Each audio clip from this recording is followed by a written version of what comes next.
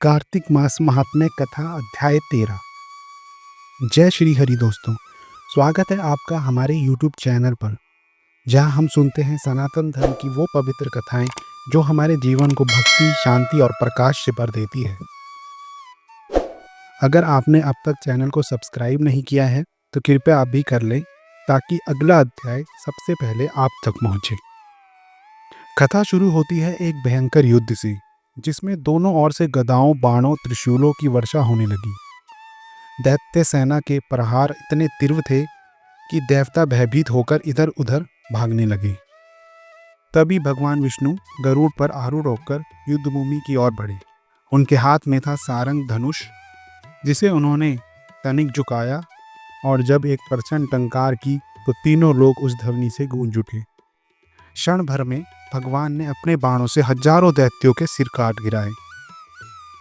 अब शुरू हुआ देवादिदेव विष्णु और दैत्यराज जलंधर का महासंग्राम।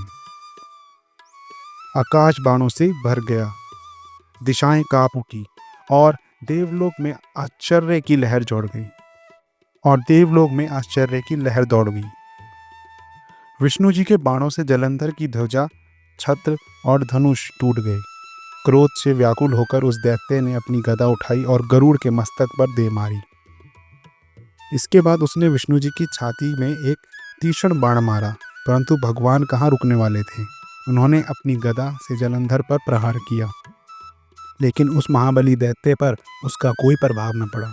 जब जलंधर ने अग्निमुख त्रिशूल उठाया और विष्णु पर चला दिया, भगवान विष्णु ने उस क्षण भगवान शिव का स्मरण किया और अपने नंदन नामक त्रिशूल से उस दैत्य के त्रिशूल को भेद डाला। दोनों के बीच हाथ से हाथ, मुष्टि से मुष्टि का भीषण युद्ध होने लगा। कुछ समय बाद भगवान विष्णु ने कहा, हे वीर जलंधर, तू रणभूमि में निर्भीक खड़ा है। मैं तुझसे प्रसन्न हूँ। मुझसे वर मांग जो तेरे मन को प्रिय हो। विष्णु जी की यह वाणी सुनकर जलंधर मुस्कुराया और बोला, हे प्रभु, यदि आप मुझ पर प्रसन्न हैं तो यही वर दीजिए कि आप अपनी पत्नी लक्ष्मी जी और अपने सभी परिवार सहित मेरे नगर में निवास करें। यह सुनकर भगवान विष्णु मौन रह गए, किंतु प्रतिज्ञा निभाने हेतु बोले, तथास्तु। क्षण भर में विष्णु जी, लक्ष्मी जी और सभी देवता जलंधरपुर में जाकर निवास करने लगे।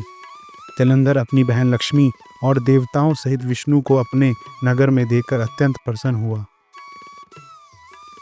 वह सभी रत्न, धन, ऐश्वर्य लेकर पृथ्वी पर लौटा और त्रिभुवन पर अपना शासन स्थापित किया। उसने अपने धर्मराज्य में सबको समान रूप से रखा।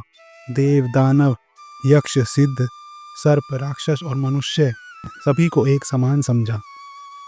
उसके शासन में कोई दुखी नहीं था और सब सुखी और संतुष्ट थे। ऐसा था दैत्यराज जलंधर, जिसकी शक्ति अद्वितीय थी, परंतु उसका हृदय भी धर्म से भरा हुआ था। कथा हमें यह सिखाती है कि शक्ति तभी सार्थक होती है जब उसके साथ धर्म और मर्यादा भी जुड़ी हो।